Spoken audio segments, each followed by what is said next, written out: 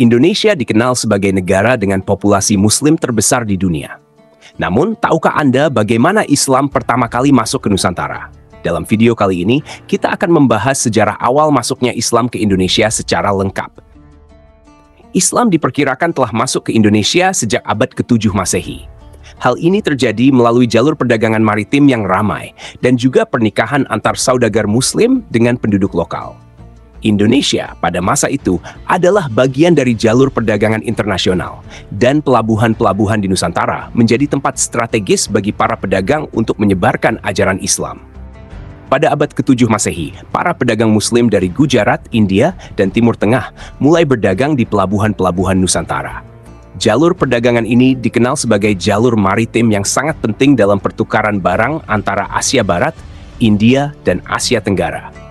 Pedagang Muslim tidak hanya membawa barang dagangan seperti rempah-rempah, kain sutra, dan perhiasan, tetapi mereka juga membawa ajaran Islam. Seiring dengan interaksi dagang, penduduk setempat tertarik dengan ajaran Islam yang disampaikan secara damai oleh para pedagang. Hubungan perdagangan antara penduduk Nusantara dengan pedagang Muslim menjadi salah satu jalur utama penyebaran agama ini. Sebagaimana disampaikan dalam Al-Quran, Surat An-Nahl ayat 125. Serulah manusia kepada jalan Tuhanmu dengan hikmah dan pelajaran yang baik, dan bantahlah mereka dengan cara yang baik.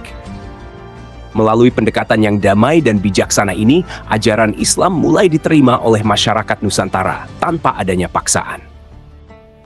Metode dakwah ini tercermin dalam cara para pedagang Muslim menyebarkan Islam. Mereka tidak memaksakan agama kepada penduduk lokal, melainkan memperkenalkannya melalui perbuatan baik dan perilaku yang mulia. Melalui pendekatan ini, Islam diterima secara perlahan tapi pasti oleh masyarakat. Selain perdagangan yang turut mempercepat penyebaran Islam adalah pernikahan antara para pedagang dan ulama Muslim dengan penduduk lokal.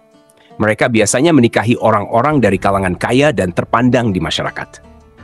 Dengan pernikahan ini, ajaran Islam tidak hanya tersebar di kalangan biasa, tetapi juga di kalangan penguasa dan bangsawan.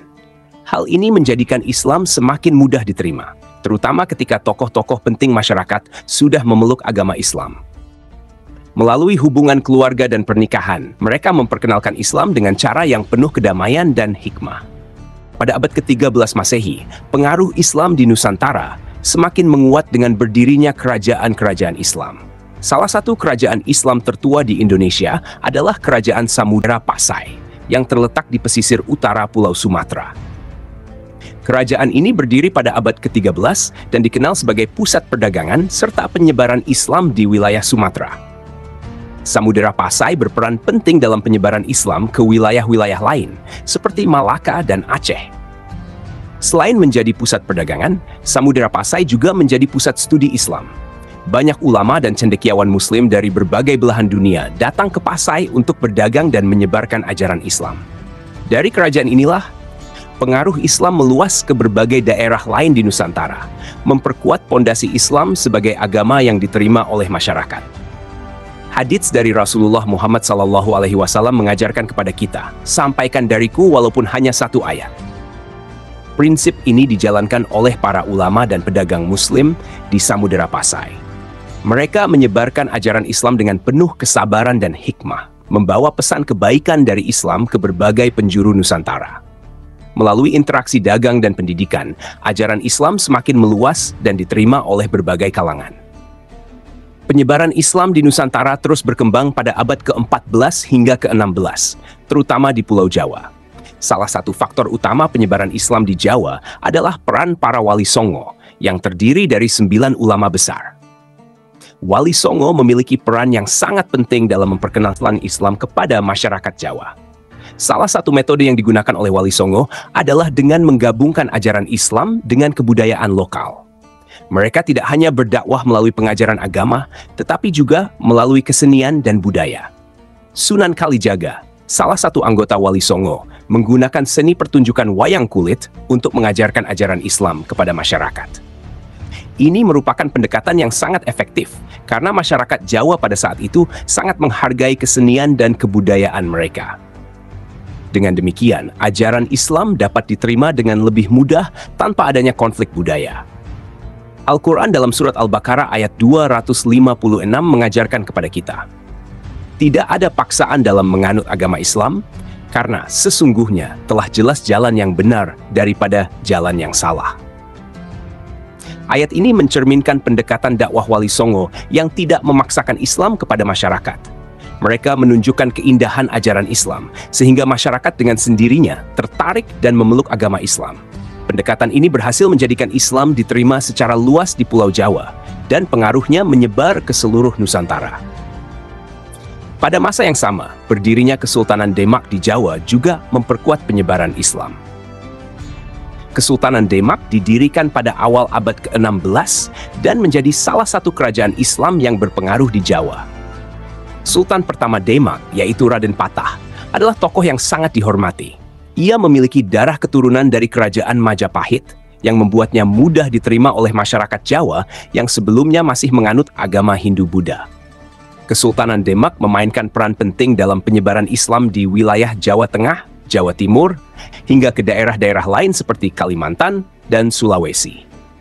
Melalui kekuatan politik dan ekonomi yang dimiliki oleh Demak, pengaruh Islam semakin meluas ke berbagai penjuru Nusantara. Selain itu, Demak juga menjalin hubungan erat dengan pusat-pusat kekuasaan Islam lainnya di luar Nusantara, seperti Malaka dan Kesultanan Aceh. Peran Kesultanan Demak dalam penyebaran Islam sangat penting, karena mereka tidak hanya berdakwah melalui jalur agama, tetapi juga melalui kekuatan politik. Para penguasa lokal yang memeluk Islam kemudian menjadi pelindung dan pendukung utama penyebaran agama ini di wilayah mereka masing-masing. Beberapa bukti sejarah menunjukkan kehadiran Islam di Nusantara sejak abad ke-7 Masehi. Salah satu buktinya adalah berita dari Cina pada masa dinasti Tang yang menyebut adanya perkampungan bernama Barus atau Fansur di pantai barat Sumatera pada tahun 674 Masehi. Perkampungan ini dihuni oleh orang-orang Arab yang memeluk Islam. Hal ini menjadi bukti kuat bahwa pada masa itu sudah ada komunitas Muslim di wilayah Sumatera yang terlibat dalam aktivitas perdagangan. Selain itu, kompleks makam Mahligai di Sumatera juga menunjukkan keberadaan Islam di wilayah ini sejak awal. Di kompleks ini terdapat sekitar 215 pasang nisan. Salah satunya adalah nisan bertuliskan Syekh Rukunuddin, yang wafat pada tahun 672 Masehi atau 48 Hijriah. Nisan ini menjadi salah satu bukti nyata keberadaan Islam di Nusantara pada abad ke-7. Di Jawa, terdapat makam panjang di daerah Leran Manyar, Gresik, yang dikenal sebagai makam Fatimah binti Maimun. Fatimah adalah seorang muslimah yang wafat pada tahun 1082 Masehi. Makamnya memiliki prasasti dengan tulisan Arab Rikah, menunjukkan bahwa pada masa itu Islam sudah mulai masuk ke wilayah Jawa. Dari sejarah awal masuknya Islam ke Indonesia, kita dapat melihat bahwa penyebaran agama ini berlangsung secara damai dan penuh kebijaksanaan. Para pedagang Muslim, ulama, dan penguasa kerajaan Islam memainkan peran penting dalam memperkenalkan Islam di Nusantara. Islam diterima karena ajaran-ajarannya yang selaras dengan nilai-nilai kebudayaan lokal dan karena dakwah yang dilakukan dengan cara yang bijaksana. Hingga saat ini, Indonesia menjadi negara dengan populasi Muslim terbesar di dunia. Semua ini tidak lepas dari peran besar para pedagang, ulama, dan penguasa yang berusaha menyebarkan ajaran Islam dengan penuh hikmah dan kebijaksanaan. Islam diterima sebagai agama yang memberikan kedamaian, persatuan, dan kebijaksanaan bagi seluruh masyarakat Nusantara. Terima kasih telah menonton video ini. Jika Anda ingin mengetahui lebih banyak tentang sejarah Islam dan kisah-kisah Islami lainnya, jangan lupa untuk like, share, dan subscribe ke Menuju Cahaya TV. Bersama kita belajar dan mendalami ajaran Islam dengan lebih baik. Sampai jumpa di video selanjutnya.